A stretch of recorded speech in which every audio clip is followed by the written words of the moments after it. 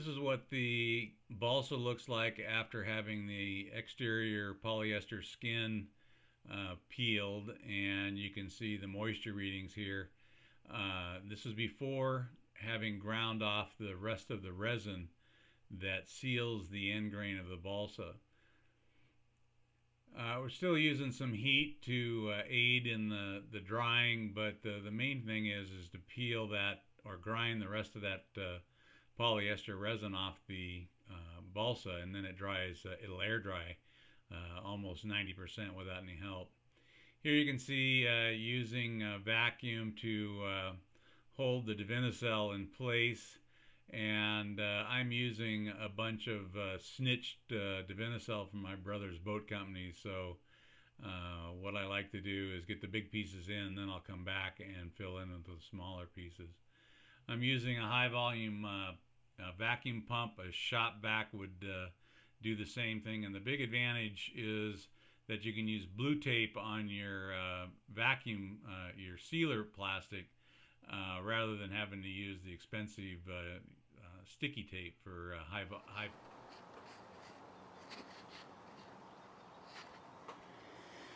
Okay, so here's where we are today, Thursday, June 8th.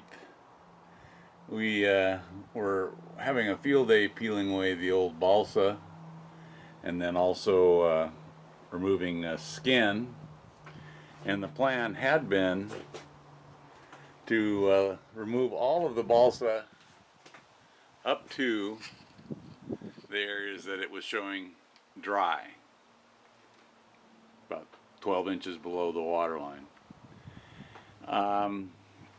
We had a source for the Divinycel, and all was great until I found out that it was going to take 5 to 7 weeks minimum to get the order of Divinycel into the Northwest here, and that wasn't acceptable.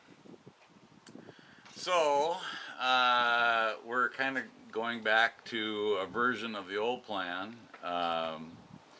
We're going to get the drying equipment back out, leave the balsa in place, and where we have these bad areas, we're going to coat them with epoxy, fill them as necessary, and then, and this is after drying it, then we will re-glass it and call it good.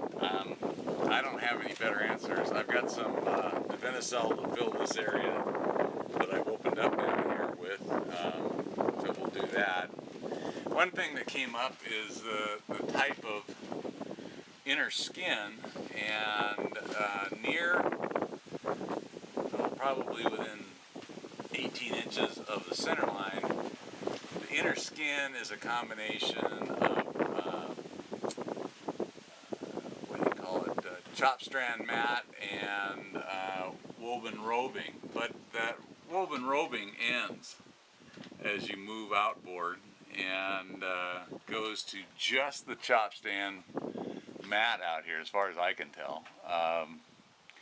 And the reason that's important is that when you're peeling the balsa away, the chop strand wants to peel, and that's an issue because this is really thin stuff here.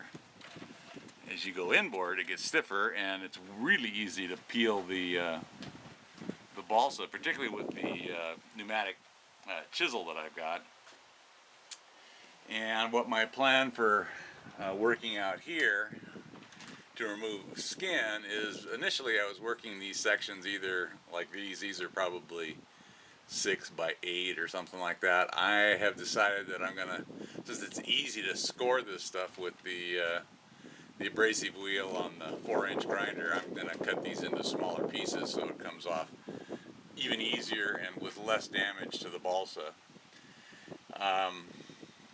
But the balsa is the balsa.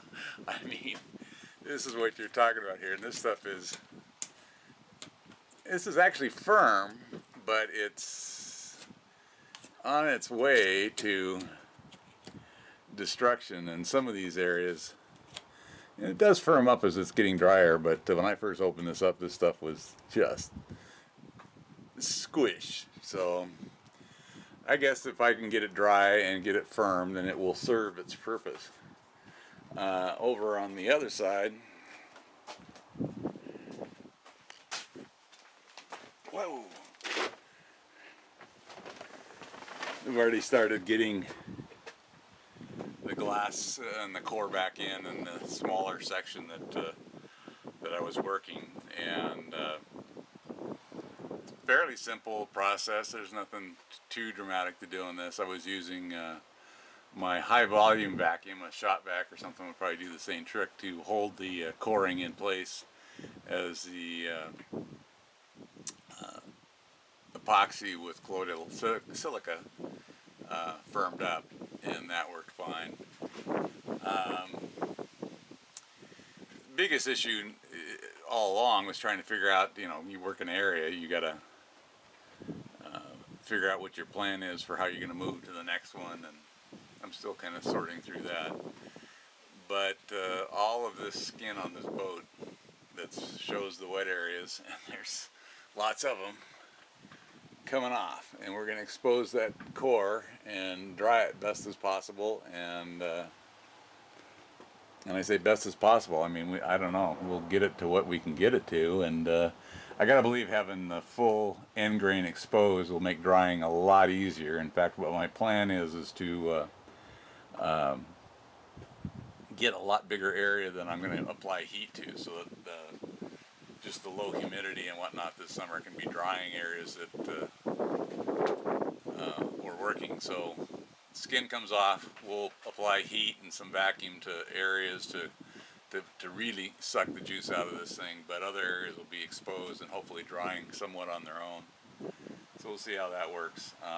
But we've decided that in the interest of reality here, shoot the engineer and get on with the project.